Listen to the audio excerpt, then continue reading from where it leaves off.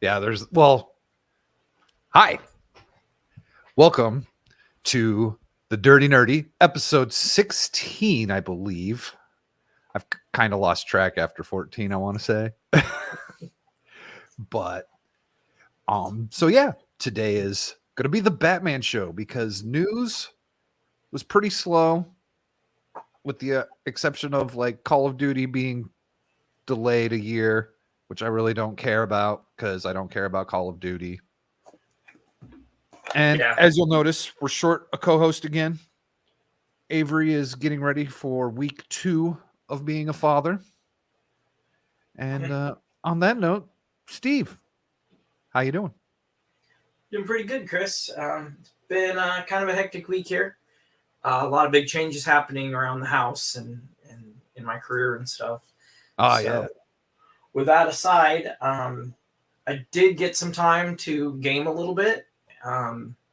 Didn't really watch a whole lot other than the Batman that we're going to be talking about later today. But I gamed a lot in Marvel Ultimate Alliance 3 with my Okay. buddy Joe and his wife Myra. Really liking that game. Storyline's pretty good. Gameplay, it's a little hack and slashy. You just kind of move forward and the story stuff. And Wasn't that strategies only typical? comes into play when you're dealing with bosses. Yeah, isn't that kind of like the Ultimate Alliance Yeah. normal? Yeah. Yeah, it really is. It really is. It's more about getting characters and teams and having fun, I think, than anything else. It's kind of like a collecting game. Yeah. Yeah. So, but yeah, no, that's pretty much been my week. I didn't get a chance to listen to audiobooks at all this week. Leaving my old job, I spent a lot of time in training where I couldn't just listen to audiobooks, and the rest of my time, I was busy trying to finish up some projects that I had going that I needed to hand off or complete or just leave to be abandoned. Okay. How about you? What were you up to this week? I am pretty sure the only thing I watched is the Batman. That we will talk about later, like you said. I am at, it feels like a lot because I don't do a whole lot of video games, but I'm actually at 30 hours of Elden Ring. And nice. I guess that is a lot because the game's only been out for a week. Yeah, I'm only at 9 hours. And 3 of that was this morning. Oh, wow. Okay.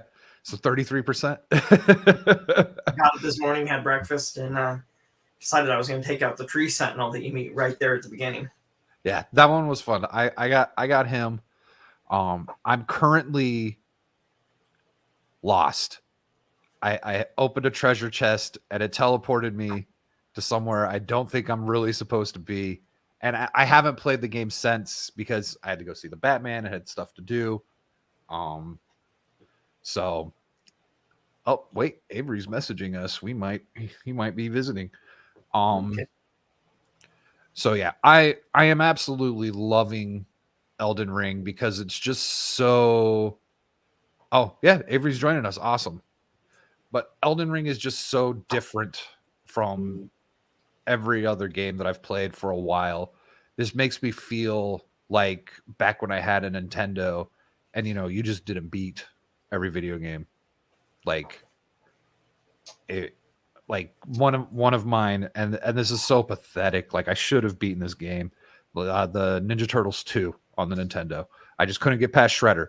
Couldn't get past Shredder, the last boss, for the friggin' life of me.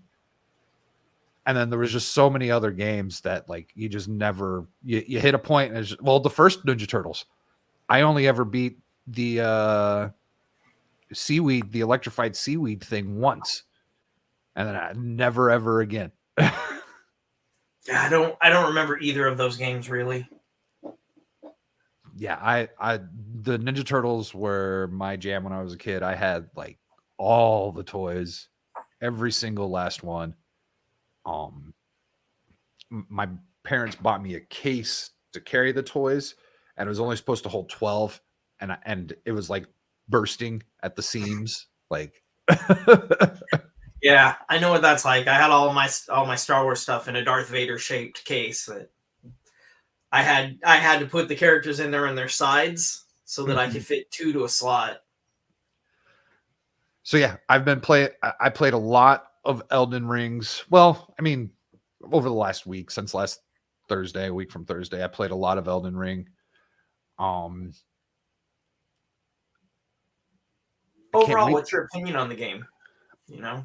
I think it's gorgeous. The scenery, it's like, so I kind of keep going back to Red Dead 2, but it's different. I don't think it's quite as realistic as Red Dead 2. Right, Like because there are parts of Red Dead 2 where you could drive out to middle of nowhere Arizona and hold them up and be like, those, I can't tell which one the picture is. Right. With so I mean, this is definitely fantasy area, but like just how they do. Oh, Avery's here. Maybe, but like just how they do the scenic views that you can see, it just reminds me a lot of Red Dead 2. Yeah, and how you just have those amazing views. I'm trying to figure out how I can put a video review for Elden Ring together, and the stuff that I want to talk about in regards to that. Yeah. The difficulty is annoying as hell, but I can't stop myself. From just I've never had so much fun dying. I mean, I still get frustrated occasionally. My wife was like, why did you buy this game? I'm like, because I hate wanting to not play it. And when you get that win, like I haven't felt like this playing a video game in a very long time. And like you said, it's fun, and this is some of the most fun I've had in a long time with the video game. Well, like I was telling you this morning, I beat the Tree Sentinel. Mm-hmm. And for those of you listening, or even for Avery, in the beginning of the game, you come out of the intro area, which doesn't really do much as far as a tutorial goes. It gives you a real basic of how to play the game. You come out, and there's this huge dude on a horse, and you think, okay, this is the first mob, and so you attack him, and he absolutely destroys you. I mean, just obliterates you. And you realize real quickly, this is more of a later in the game guy that you're just, they just wanted to smack you down so that you had no expectation about being able to beat anybody in the game. Well, so I've been playing for the 9 hours, and for those 9 hours, I've been grinding and collecting weapons and runes and leveling up. So I finally got to a point where I was like, all right, I'm going to go back and I'm going to show that guy what's what. And I did. I went, I fought him. I beat him with my the jellyfish. I used the poison, and I had bleed on my sword. And that's how I took him out. And man, taking him out felt great. I was just like, yes. So I instantly went and I found the big, nasty monstrosity bear that's over in that forest. I'm like, I'm going to take you out too. And then he destroyed me. And so I was like, oh yeah, I'm still a small fish in a big pond. Have you found the bear that comes out of the ground? No. Okay. Well, that's a thing. I found the one that's in the ruins, and I found the one that's just like you see him mauling a tree, but those are the only two. And then some little tiny bears. Yeah. No, so I was able to get the one that just randomly shows up out of the ground while you're taking out some normal people, some normal bad guys. Oh, that's crazy. Yeah. That one was fun. But I can't take the one at the tree, or then there's the other one that's in that same area that's like sleeping in the ruins. That one is an asshole. Yeah. That's the one I'm going to focus on trying to take out next. Yeah. Goals for Sunday. I like it. But you're not, are you taking your Xbox with you? Or no, not for Sunday. Goals for Saturday. Sorry. Oh, okay. Hi, I haven't decided if I'm taking it with me or not. Maybe. Okay. Avery, how's it going, Avery? It's going. What's up, Dad? Guys? Yeah. I don't know if you guys noticed if my bags have gotten more. I don't know.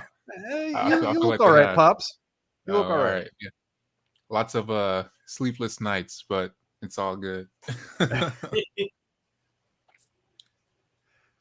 So anything outside of dadding? Oh, let's see. Anything outside of daddy life? Man,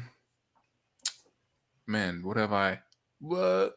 Well, as far as playing anything, I've not played anything. I'm super jealous of you guys playing Elden Ring. I've been wanting to play the crap out of that. Been seeing it blow up all over the place. Been seeing playthroughs. I'm all like, this looks so fun. Well, I'm just looking at my little baby Aspen, and she's just looking at me. And I'm just like, hey, can Daddy just like put you down for like 2 seconds so I can play? And her answer is no. It's not gonna happen. But because she's on my arm, like what I've been able to do is just catch up on a lot of Disney Plus stuff. Like I've been able to catch up on all the What If episodes. Been able to finally start Hawkeye, Loki, and so basically I've just been nerding out, with my little daughter and getting her prepped and ready for when she gets old enough. Okay. Yeah. I can respect What that. If looks like it's probably going to play a role in Multiverse of Madness too. So yeah. So definitely had to watch that and catch up. But And other that was than the that, best episode of What If, in my opinion. the Doctor Strange one. Yes. Yeah, I really like that one. Yeah, I think all of the episodes of What If are going to play in the Multiverse of Madness. You see Captain Carter's shield at one point in the trailer. Okay. So interesting. I thought so the What If comic books were not supposed to be canon. So right. I guess so now they're even though I thought that Disney said What If wasn't going to be canon, I don't know. I mean, once the whole multiverse thing just busted open, they're like, whatever. Let's just go crazy. Yeah, the trailer for the last Doctor Strange definitely has me wanting to go see the movie. Yeah, for sure. I was really impressed with the trailer. Beforehand, I was kind of whatever. Like I liked the first Doctor Strange movie. Yeah. But just kind of burning out on superheroes. That's why the Batman, the Batman was so different. Yeah. Oh, so we got Derpy Gaming coming in here saying that the Batman was better than the Dark Knight as overall Batman film as a Batman fan. Interesting. So should we just get into it, guys? Yeah, I'd say Avery's here. Maybe we should start talking about it. Let's do it. So Avery, you go ahead and start. You've been missing. What how was it? For me, I give it just right off the back, I'm gonna give it 25 bat wings out of 25. Okay. I loved it. It was great. Went to the theater to see it. It was packed. I did not. It's been a while since I've seen so many people in the theater watching a movie. It was a little corny at times because it made me realize that people in theaters are corny and people were clapping at certain areas. I'm like, why are you clapping? Why? Just stop. Overall, as far as before we start jumping into it, yeah, man, loved it. I kind of, in a sense, I see where Derpy Gaming is coming from as far as like a Batman film, as a Batman fan. It definitely felt more Batman-like than the Dark Knight did. It definitely felt like the setting of a Batman movie. So, but yeah, I definitely, I'm a huge fan of it. So, Steve, I give it 5 out of 5 batarangs. Kind of the same as Avery. I felt like it definitely took place in a different universe than the Nolanverse. This is, is it possible? But this is a darker, moodier Batman in the Nolan universe, and I didn't think that was possible after Christian Bale. Right. I really liked their vision for Batman in this, more so than their vision for Bruce Wayne. Once again, I will, to my dying day, I would say I think George Clooney played the best version of Bruce Wayne, billionaire playboy. I don't know how he was able to pull that character out, but he was just the best Bruce Wayne. I would say Robert Pattinson up there with Michael Keaton as Batman. And they play two very different kinds of Batman. Yeah. But also kind of similar. They're both a moodier Batman than we've seen in the past. Yeah. Bale was an angrier Batman. he was definitely very angry at Batman. Pattinson was really angry too, though. He was angry, and there's I don't know. Is this a spoiler free No, this episode? is totally spoilers. Go nuts. Okay. I mean, I know we'll probably talk about it, but like definitely one thing that hit the anger point as far as him being more angry than anyone else. And maybe it's, it was something I noticed, but during the end when, he was on the floor pretty much just beaten to a pulp. Or not beaten to a pulp, he got like shot in the chest, and you see Catwoman's about to die and he pulls out a serum, a green serum, so Yeah. to speak. Yeah. I was like, I know what that is. Yeah, that when that happened, that kind of took me out of it a little bit because I'm like, wait, what? Like, where'd this come from? Like, Yeah. But I give it 7.5 batarangs out of 10, and it's because there was one thing where like I don't know. I was kind of confused at the beginning where like you hear him, he's doing his little speech thing, and you've got all the little thugs running around, spray painting freaking City Hall or whatever, and that guy robbing that quickie store. Now this is very minuscule, but the guy got hit by a cab and he had a gun. He had a freaking gun and he's running away from Batman. Like, take the cab. Like yeah, no, that's that's hilarious. All these people were running because they knew who Batman was. It was like, oh, so Batman's a bit established at this point. Established, yeah. I mean, they've got the signal. So I was thinking, so when he comes across that gang and they're like, who are you? And I'm like, really? The gang doesn't know who Batman is, but these little one-off punks do? Like, I thought that was kind of weird and didn't make much sense. But otherwise, I really liked the tone. I was very much able to stay in the movie the vast majority of the time. And even though it was so long, there's very few things I can complain about that I wish wasn't there. I.e. the motorcycle ride at the end. That was dumb. I mean, it was only 10 seconds, but I just didn't get it. Like, say goodbye and do your thing. Like, why do you have to do the whole It reminded me of Fast and the Furious. The last ride with Paul Walker and Vin Diesel. That's so funny because I thought about the same thing. I was all like, this feels very Fast and the Furious. Like, I'm pretty sure none of these actors are, dead. So this is a weird sign off. Like, I get it's the whole split. Like, one's going to Bloodhaven and one's going back to Gotham. But yeah, like it was like they already said their goodbyes. They already did their gonna kiss, not gonna kiss, and they already separated. The whole, yeah, you're right. I feel you on that.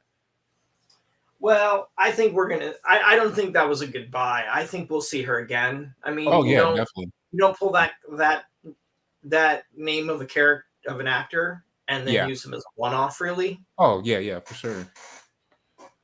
Yeah, I mean, there's been multiple times where in both in film and gaming and comics where she's done the whole like I'm leaving and then she's back to be there for Batman. Yeah. So I mean, we're just kind of skipping all around, and I kind of like that. You really are, yeah. So I was just thinking at the end, the guy that was talking to the Riddler, who I want to talk about the Riddler as well, but I thought that was going to be Jake Gyllenhaal doing Two-Face. And I was really excited about that. I was like, that could be awesome. But I looked it up and it's not Jake. I was like, damn, because I think he would kill that. I can see Jake being a good Two-Face. Yeah. Yeah, I could too. Yeah, he definitely has that range. Yeah, I do like that. So with the Riddler, did anyone else get Kevin Spacey vibes? Totally. This entire movie felt like it was a mixture of Batman and Seven. Yeah. Yep. Yeah. I felt that a lot. Yeah. And I'm okay with it. Originally I wasn't sure I was going to like it. I'm a big fan of the Riddler. The guy with the bowler hat, the question mark, the cane, and the puzzles, so I always liked him in the comic books. So I was apprehensive coming into this because turning him into a serial killer, kind of an unhinged mass murderer, Mm-hmm. it's a big turn from the character in the comic books, because that's the Joker. The Joker is the unhinged mass murderer. Right. Why not do Zaz instead or something? Just name. More people know Riddler than they know Zaz. His ass, And yeah. Zaz is he's not a major, I mean, he is a major Batman villain, but he's kind of a B-list villain. You want to go with, Derpy Games. someone from the Rogues Gallery. And I'm glad they chose someone that really hadn't been used a whole lot before. And, Jim Carrey's Riddler notwithstanding, and the Riddler that they had in Gotham, the TV series, this was really the first good use of the character. I agree. So Derpy Gaming's been chiming in here. By the way, great name, Derpy Gaming. Awesome. Yeah, love it. Let's see the comments. So he says he agrees with Steven with the George Clooney thing, and there was nothing he could have done to save that film. Oh yeah, the entire rest of that film was trash. I mean, totally trash. Robin, But yeah, and Batgirl, and the nipples on the bat suits. That's what I was going to say. That's not even going into the villains. So that's what I was going to say. Is like, Alicia Silverstone's all right on the eyes. Like, I mean, that was the only thing. Like, there was eye candy, and there was a lot of that. Yes, there was a lot of eye candy, and even with Uma Thurman as Poison Ivy, that she looked really good. But as far as this film as a whole, holy shit, it was garbage. But echo what Steven's saying, right? Yeah, George Clooney definitely played the best Bruce Wayne. He definitely, as far as the billionaire playboy, I feel it 100% as far as like any other actor who's played Bruce Wayne. And then as far as like a good Batman, like, I still feel like Robert Pattinson, I feel he's up there with playing a really good Batman. And Michael Keaton, I feel those are two like my favorite, as far as playing a good Batman role. Now, there was a great point in the movie where they acknowledged that Batman is who Batman really is, and Bruce Wayne is the mask. Which brings to mind, there's a comic where, I can't remember what's going on, but Wonder Woman, Superman, and Batman are standing there, and they know they're about to go to their death, so they each take hold of Diana's lasso, and Superman goes, "My name is Kal-El. I'm Clark Kent." And Diana goes, "I am Diana Themyscira." And Batman takes hold of it. He goes, "I'm Batman." I'm Batman. Yeah. He's Batman. Yeah. The alter ego is Bruce Wayne. That's not who he is. Yeah. So they acknowledge that everything else he does is a means to an end for his Batman character in this movie. Right. And just, I mean, you talk about that scene where they're like, "Who are you?" And when he comes out of the darkness, which that opening sequence is great, because every criminal, they weren't villains, they were criminals, looks into the shadows and sees what they fear, which is that, someone's going to come out of those shadows. Those shadows, yeah. Yeah. You've got to imagine he comes out, those guys, they've heard of him, but they may have never seen him. So, your reaction is, who are you? Right. So that's why they said what they said, I think, because I don't think anyone's really ever seen him. True. You're right, because I think they had the bat signal already. So, I mean, somebody's had to have seen him. Right, but there's probably not a lot of people out there that see him that are still going out and committing crimes. They're either in jail or, they've reformed their lives and moved to Bloodhaven. So back to that opening. See, now that we've gone to the end, then back to Avery. How do you feel about the choreography? Oh, look, okay, I can gush about the choreography, the cinematography, and the visuals of this movie all over the place. But yeah, as far as the choreography for that opening scene, I loved it. And one thing I loved most about it, and this is what this is actually why I give praise for DC in a lot of their films, because they do this a lot. They don't do a lot of the jump cuts when they do their fight scenes. They let it draw out. You know, they keep it interesting. They keep it flowing.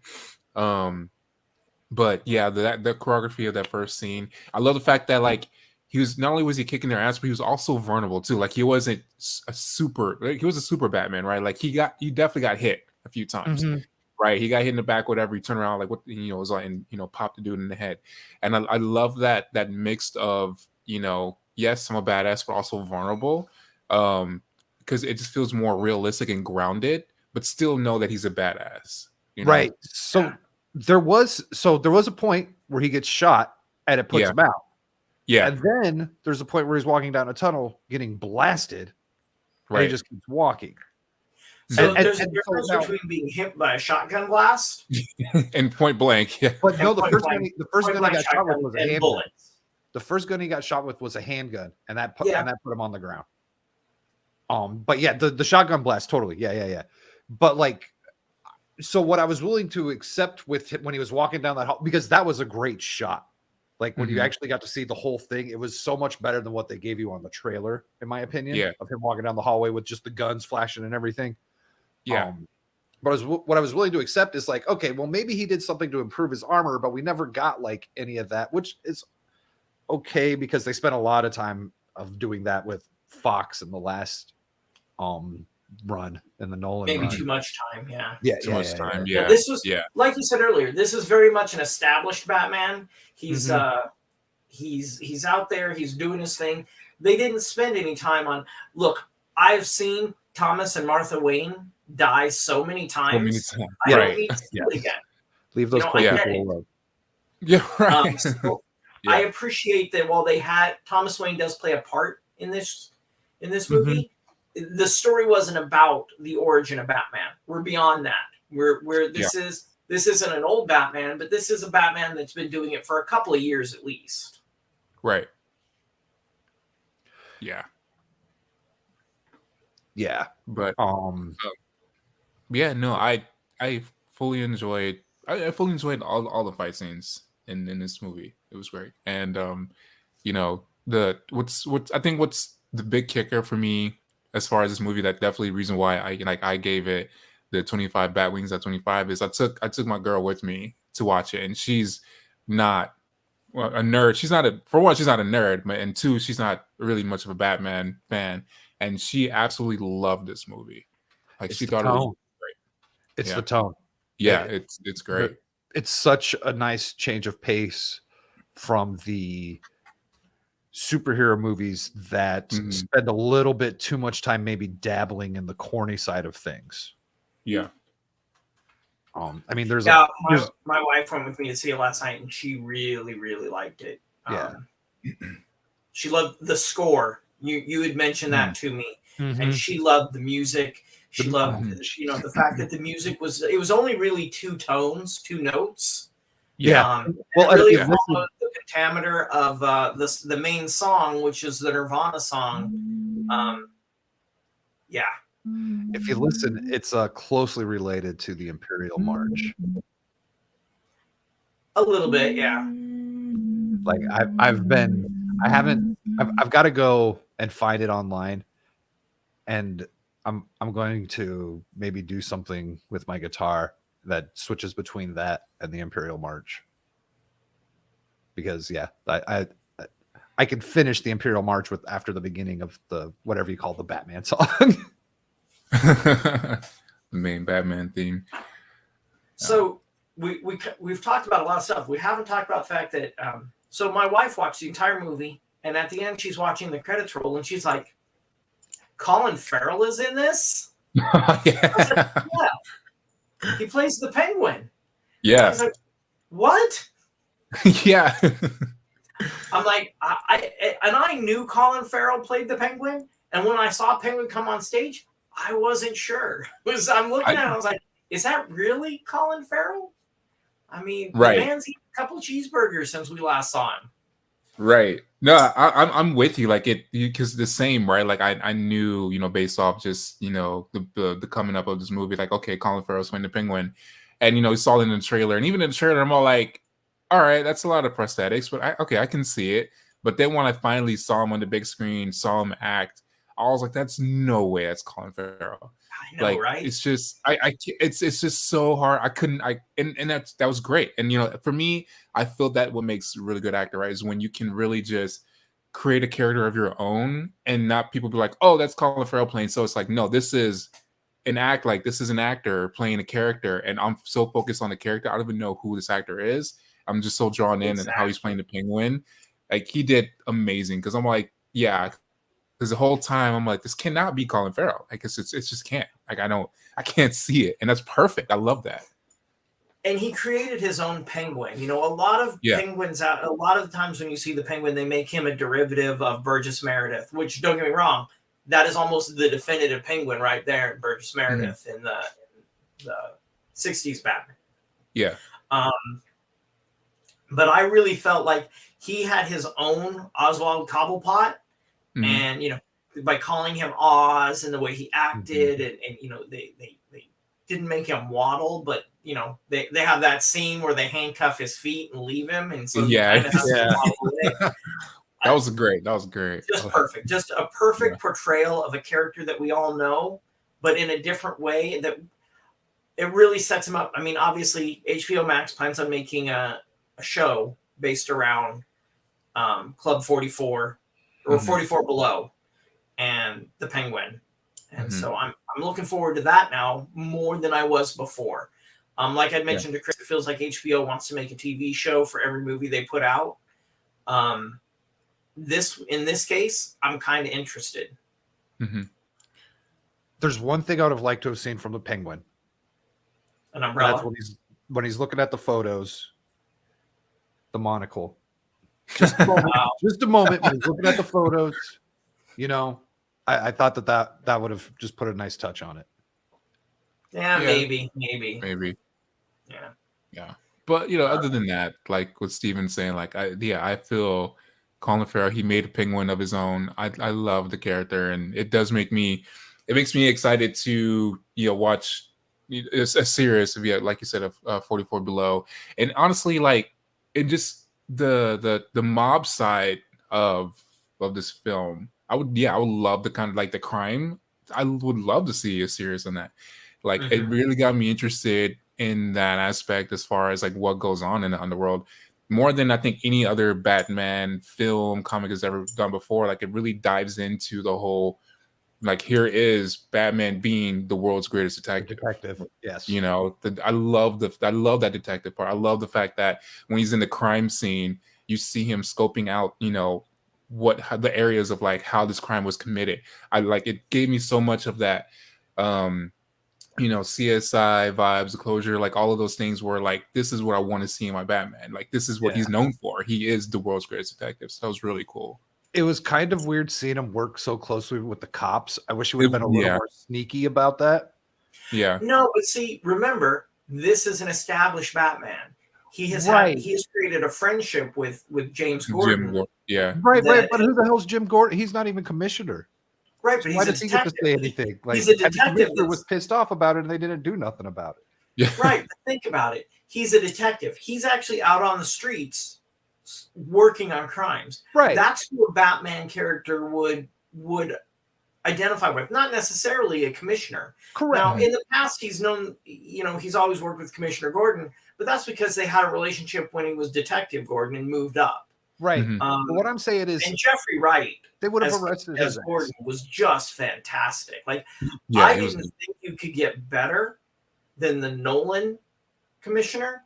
Yeah. And, I don't think there was enough. I don't think there was enough Gordon to be able to say that. Like, I think there was. I feel, especially with Gordon and Alfred, particularly, we have to wait for the trilogy. I would like to see more Alfred.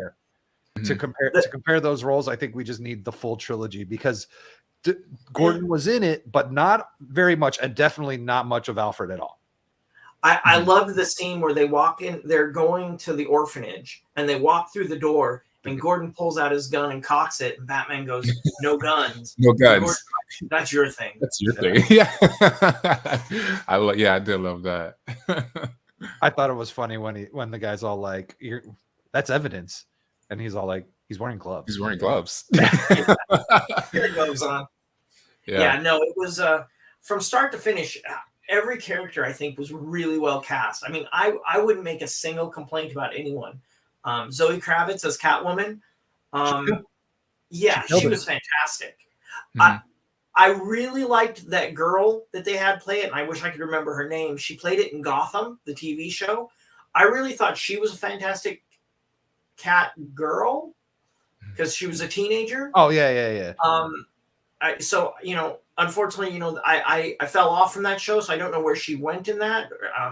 And obviously I can't remember the actress's name, so I don't know, how she grew up and what happened. But You don't remember the name of a little girl, Steve? I don't remember the name of that girl in that show. Oh no. But I felt like this Catwoman could have been that cat girl, as an adult. Mhm. It was just all very, very well done. The acting, Colin Farrell, Paul Dano's Riddler, creepy. Very creepy. I mean, so creepy. I can't see him and not see him trying to channel his inner Spacey. Like that's all I saw, and like it was. That's just what it was. I feel like I mean, and it was great. I liked it. I liked what he was doing. It wasn't the Riddler. I wish they would have called it something else, but marketing, whatever. I know, I'm fine. You know what? Every once in a while, things have to change. Yeah. The Riddler in his trope doesn't really work in a modern day Batman. Now, I think they could have kind of pulled it off because like the Riddler's thing is always about outsmarting Batman and being better than him. And Well, they could have the done thing that. with the Riddler is there's always an out. If you can solve the riddles, you can stop the crime. You have Right. Two-Face. He flips a coin. It's random. 50-50 shot of what's going to happen. You have the Riddler. There's always an out. If you beat him mentally, then there's your out. Then you have the Right. Joker. He's batshit nuts. There's nothing you can do that that can stop him. He's just a nut job, out to kill as many people as he can. And he's there are other villains. I mean, they already used Calendar Man in Suicide Squad, so we probably won't see him again.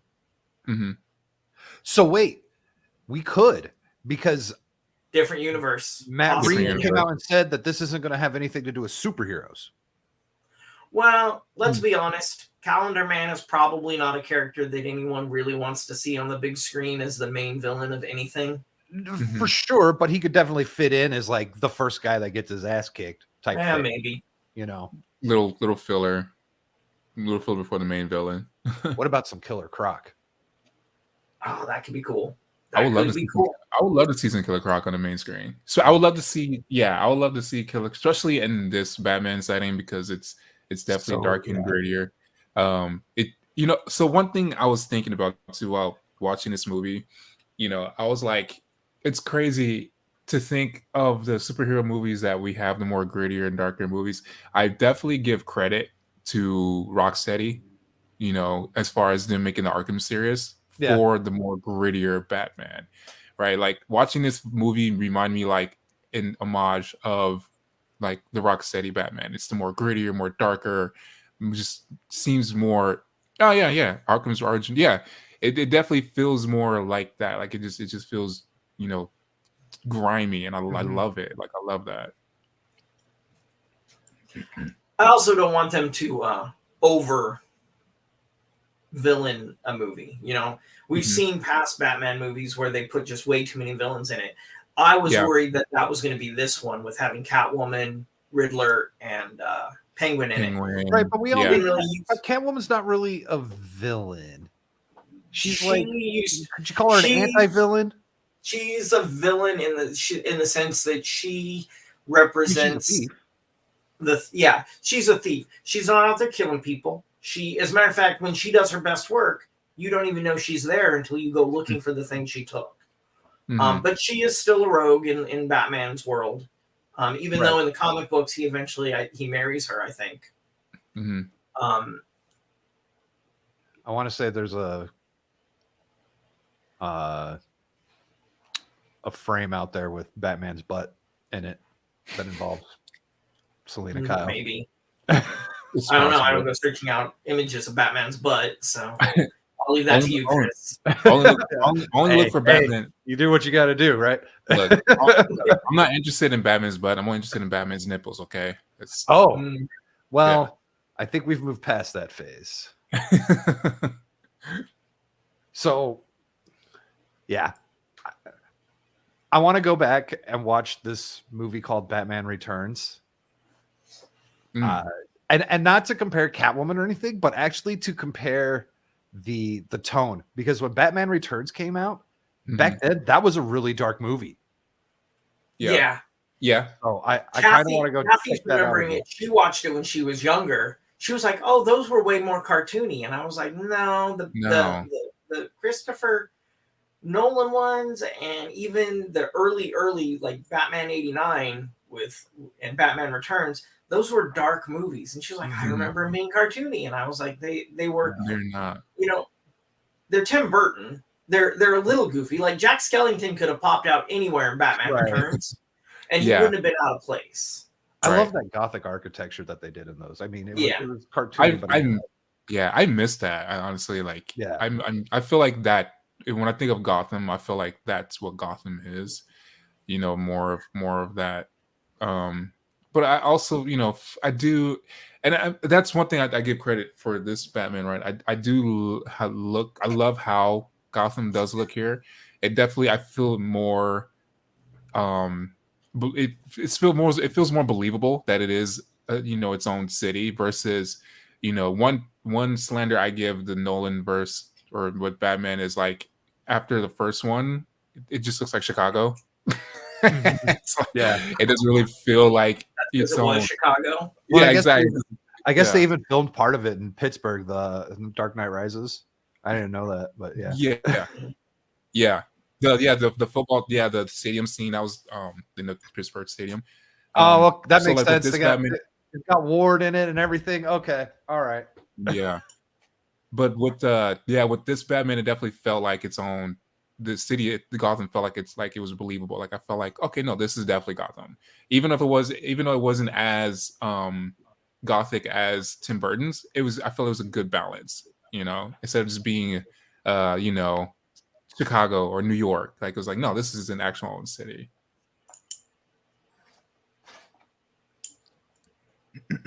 Oh, Chris stepped away for a second. I've got a cat freaking out in this closet. I mean, it definitely, my only thing is I like the Gothic architecture. Did anyone notice Wayne Manor or the tower or whatever it was?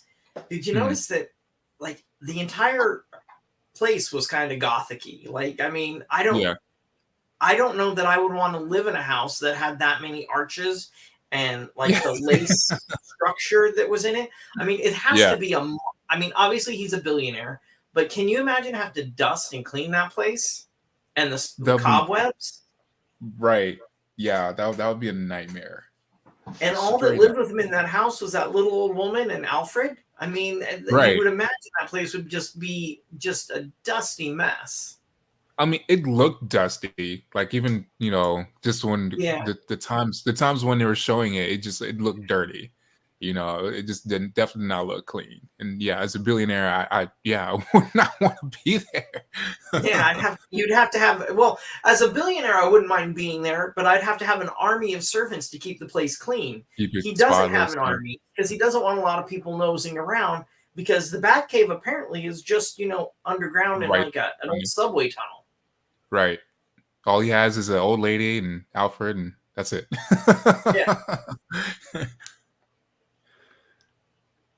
Yeah, where'd the old lady come from? I don't know nothing about that. She was just an old lady. I She's an mean, old lady.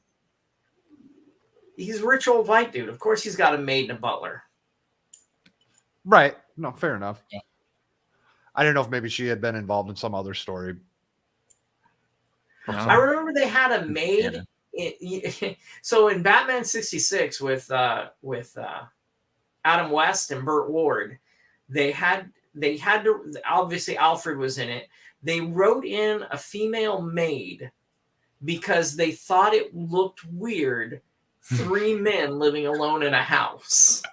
So they had to write in a female to be in the house with the 2 old men and the young boy. It was actually in his late 20s when they filmed it, I think. But that's fair. So Avery, you holding that reminded me of something. The first time we see him use that blade off of his chest is to cut police tape. Yeah. Mm-hmm. Why didn't we see it hit somebody first before that? Like, we didn't even know that was a thing until that moment when all of a sudden he puts it back on. Like, well, it's not really a batarang. No, but it's obviously a blade. He could have stuck it in someone's shoulder as they were running away or something. I mean, he could have. That could have been dope in the first fight. Like, yeah, one of the last one's like he just beat everyone's butt, and the last one's running away, and he just chucks that thing at him or whatever. Like, I don't know. Like, it was funny, but it was also like, why even bother? Like, why not? My first thought, actually, at that point in time was like, where's the utility belt? You know, why not just have a box cutter? He had that adrenaline venom shot that he took. I love the bat grappling hook that popped out and popped forward. Yeah, that's really cool. That makes a lot more sense than the gun. The gun, it's all bulky. Where he had to hook it to his waist and be like, how much do you weigh? Right. I feel like his utility belt was just the whole suit itself. Like, he just had gadgets all over his suit, right? That he was able to pull out, especially, like you're saying, with the grappling hook. I thought that was a really neat design to have it on his arm, on his wrist. I like the fact that, he didn't have to like open up his cape, pull out his belt, like, okay, let's do it. Like, no, it was just all in place. I thought that was really cool. But it was funny. My girl, she made a comment about that too, because when he was when he was at the stakeout with Jim Gordon at Penguin Stakeout, trying to see what's going on with the money laundering, and he jumps into his car, he jumps into the Batmobile, right, and about to pull off. My girl's reaction was all like, wait, is Batman a Transformer now? Like, where did the car come from? I was like, what do you mean? She's all like, well, like in the beginning, like he had his grappling hook and stuff like that. And then also there's one scene where he had his flight suit that he just pulled out from his cape. Like, he's pulling all these things out of his cape. Does he pull out a car out of his cape too? But like, nah, babe, he had that at the stakeout already. It's like, okay, that makes more sense. He had to drive there. It's not like he walks everywhere he goes. But it made me. We haven't even discussed the Batmobile. I think that's my favorite one. I do love the Bat. I love that Batmobile. I mean, the Batman. You see all the torque it's getting is like yeah. That was really cool. I loved that part. I would say it's up there with the Batman 66 Caddy and Batman 89 Batmobile. Right.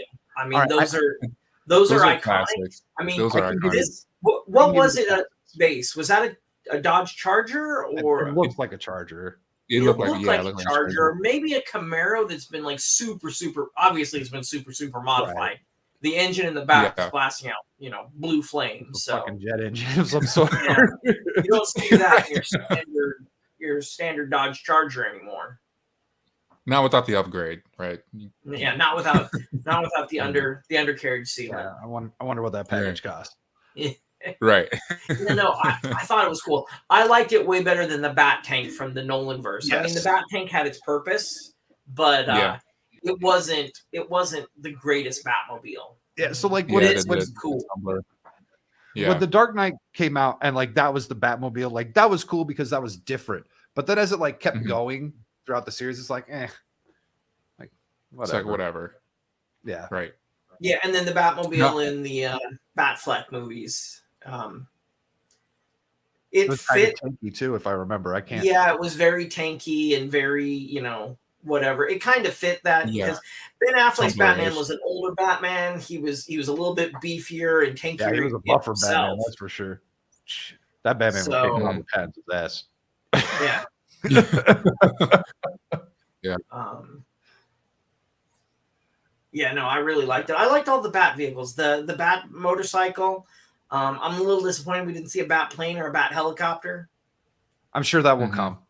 Those. Well, I was to say those don't always show up, but that's in the first one. But that's not true because I want to say the Bat plane was definitely in the first. Well, yeah, 89. the Bat plane was in the first in '89. Yeah, 89. Because he does that And thing I where think, he goes up in front of the moon. yeah. In front of the moon and becomes the Bat symbol. Yeah. I That was remember. Iconic. I remember It's seeing so that on dope. the McDonald's commercials as a kid. Oh yeah. Right. Yeah. Yeah. I wasn't allowed to watch Nah. Batman then. I was like 5. I wasn't either. It's fine. And my first introduction to Batman, sadly, was Batman Forever. But Oh, Yeah. I'm so Okay. sorry. So yeah, I have a thing for Batman Forever. Like that was like the movie that we went and saw on my 12th birthday. And like had a blast, and then I've watched that movie so many. I like Val Kilmer. Yeah. The Saint is a great movie, and well, you guys should, if you haven't seen it, try and find this movie called Twixt, TWIXT. Mhm. My friends and I, we made a drinking game out of it that we had to take a drink every time Val Kilmer looked fat. That was a lot of fun. That's funny. Yeah. What about trailers before the movie? What did you guys see as trailers? We saw Multiverse of Madness, obviously, and we're stoked about that. We saw the trailer for Jordan Peele's Nope. And me and my wife are not big horror fans, and she's still on the fence, but I really want to see that movie.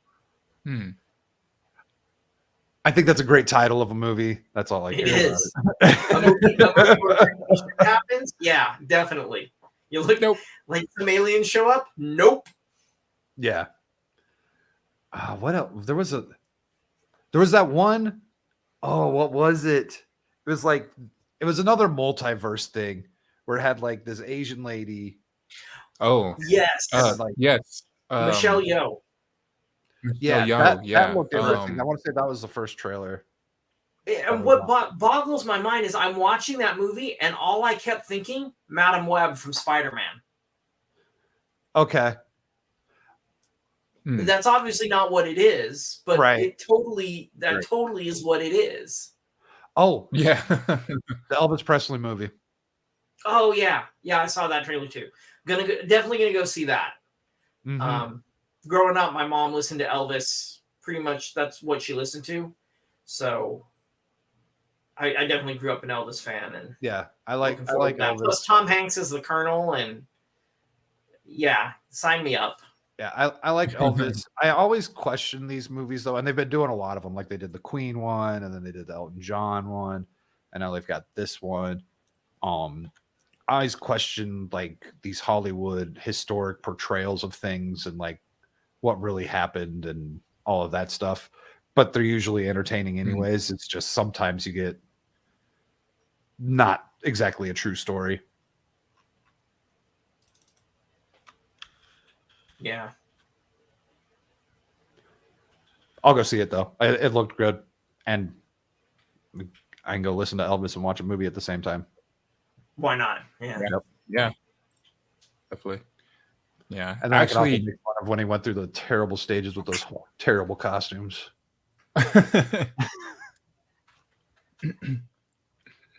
Yeah. I actually got in late to see the movie, so like I missed all the trailers, which I was really sad about. But sometimes that's the best part of the movie. I know, and I was so sad. But like for the most parts, the ones you talk about, like I have seen those before. Like I've seen the trailer with Michelle Yeoh, Everything, Everywhere, All at Once. Also that You're breaking up, going robot. In the previous movie, and then of course, oh crap, am I? Yeah. Am I there now? Better? Almost. Okay. Better, yeah. Oh, better. Okay. Yeah. But I have seen. Yeah. Okay. But I have seen all those trailers. I didn't get to see them when I was watching Batman. But it's all good. So yeah, I went and saw it Thursday. at 6 p.m. here. And when I bought my ticket, there was only like 2 or 3 seats left after I had purchased mine. And so I get there, and we actually sit in our seats right at 6. The theater's empty. Like, and eventually people started kind of coming in, but I didn't get to look. I was like, did it actually fill up? Like, that was really weird. I've never seen anything like that. My theater was full. We showed up at 15 till, and it was every seat that I could see was pretty much taken. Yeah. Mine was about, I would say like three quarters filled. When I walked in late, it definitely was pretty packed. It was a couple of times where I was feeling like I was wishing it wasn't as packed. There was a couple of kids in there, and they were kind of making noises, and I'm all like, I was like, shut the fuck up. I was like, if you ruin this movie for me, I will end you. But it was still good. It was a good crowd, good theater. All right. Well, we're almost at an hour, and I've got some stuff I got to go do. So let's go ahead. Avery, what you got going on next week? Let's see. Besides being a new daddy to be, which by the way has been amazing. My baby girl, Aspen Mackenzie Fletcher, she is an absolute joy to be around when she's not keeping me up all through the night. So other than being a new dad, I'm going to, I don't know, try to play some Elden Ring. Like I've been really itching to just play some gaming. So I did. I bought it. It's just I just have not played it since baby girl's been home from the hospital. So now that my lady and I, we've established a really good schedule. Because I'm a night owl, I pretty much am up through the night, and I've been able to, build trust with my little girl to have her in a bassinet. And so like maybe, during times I'll have her in a bassinet, I'll be able to, game a little bit. So I'm gonna try to do that this week get some gaming done. Very nice. How about you, Steve? The first part of my week, I'm flying out. I'll be in Nashville till Wednesday. So I'll probably take my Switch. So I'll probably play some more Marvel Ultimate Alliance 3. I'm probably not going to take my Xbox. I thought about it, but I probably won't. Just because I don't need to stay up late at night trying to beat those guys and be frustrated when I go into work.